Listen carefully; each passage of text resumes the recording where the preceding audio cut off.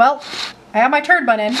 You know what that means. Time to get down to business. I'm back from vacation and it is finally time to start my read through of my second draft of my middle grade novel. The plan is to start reading today and taking down some big picture notes of things that I want to change or that need revision. I also just need to assess and see how crappy this draft is so I can decide if I'm gonna do pitch wars or not, because everyone is telling me just to go for it and submit anyway because you have nothing to lose.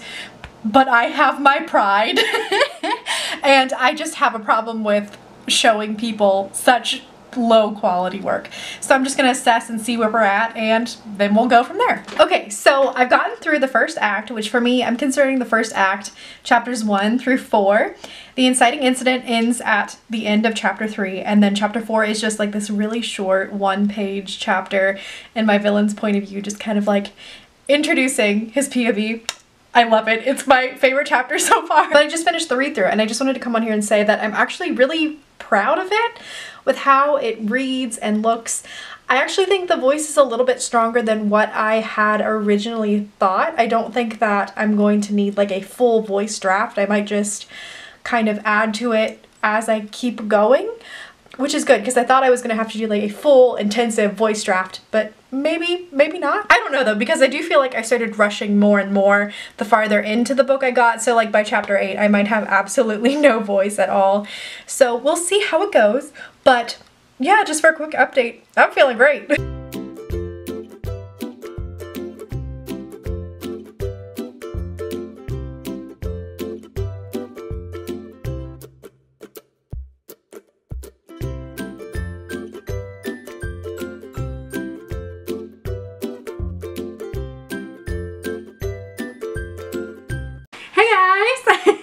Okay, so I officially finished my read through of the second draft of my middle grade novel, currently titled The Glass Witch. I'm really surprised with the quality that it is. I don't know if it's just this drafting experience in general or if I'm just like leveling up as a writer, but I think I'm getting better at making earlier drafts a little bit cleaner than I was with my first book, which was just a hot mess for like 4 drafts. But anyways, I have my computer here where I just took down all of the revision notes. I normally use my notebook to write down notes, but this time I just did a Google Docs, just like a regular blank page, and wrote down as I went. I don't know why I changed it up. I really want to use this because it's so pretty, but this was just easier for me. So that's what I did. But I just thought I would go ahead and share with you some of the revisions that I will need to do in draft 3 to make this book better. Some of these might be spoilery and I'll have to tailor them so that you don't get spoiled. But I think it is really interesting to share what writers individually need to work on, because something that I need to work on you might totally nail in your first draft. So I think it's interesting to compare and contrast these types of things. So how I've kind of set up this document is I have a section called bigger revisions, smaller revisions, line edits or ideas to add in, and then I have double checks, and those are pretty self-explanatory of what the categories are. So my first thing in my bigger revisions section is that I needed to change the setting of where my villain chapters were taking place. I decided to do this kind of at the end of my writing my second draft because I had this idea that I thought was really cool and I just wanted to implement it, and it would be a lot cooler having it at this setting than just like a boring old first place. I actually didn't have that many big revisions, I only had 2. So the last one that I wanted to add in was that I needed to kind of clarify and foreshadow a certain big thing that needed to happen for, you know, the climax to make sense.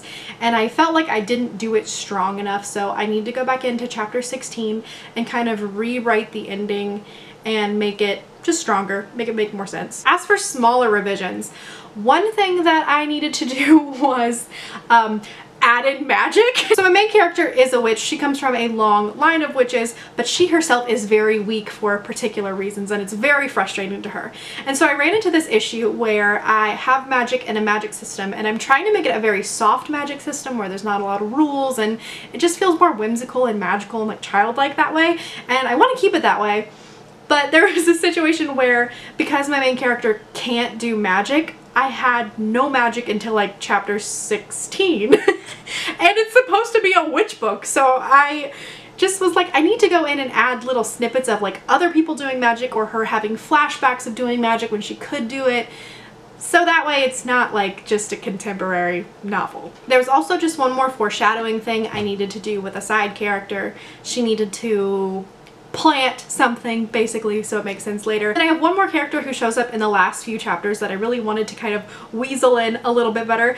If you watch my bad writing short story video, then you know all about Mrs. Gert, and great old precious Mrs. Gert makes a cameo in this book. I solely did this for my own self-enjoyment. I just love that short story and that character so much. She's such a hoot that I wanted to write her in this, and judge me all you want, I love it. But she was just kind of thrown in last minute and I was like, okay, we need to actually make her have a part in this book. So I did. And then for the line edit or ideas to add in, a lot of these are just pretty metaphoric word plays that I think of as I'm writing, and I'm like, ooh, I want to write that in because that is so pretty, or that is so perfect for her voice. So I just kind of keep a running list of all of those things that I want to add in, and then I do that in my next run through. Can't really give examples, but like I said, metaphors, and there are certain things like family sayings that I thought would just give it that little pop of specificity.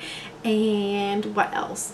Voicey stuff. So my main character is a baker, so a lot of the similes and metaphors and comparisons and descriptions that she gives in the book have to do with spices or baking preparations or sugars or, you know, just stuff like that. So that was really fun writing down all of those ideas. And then as for the double check section, I have a line that I use a lot over and over again, I noticed as I was writing, so I just have it written down to like kind of find and replace it at the end of this to see how many times I actually used it. I have written down here a visualization check because I have this situation where the curse is within certain lines, and in a certain scene you have to be able to visualize exactly where people are, like who's on this side of the line and who's on that side line, and when they cross, like where and what's happening.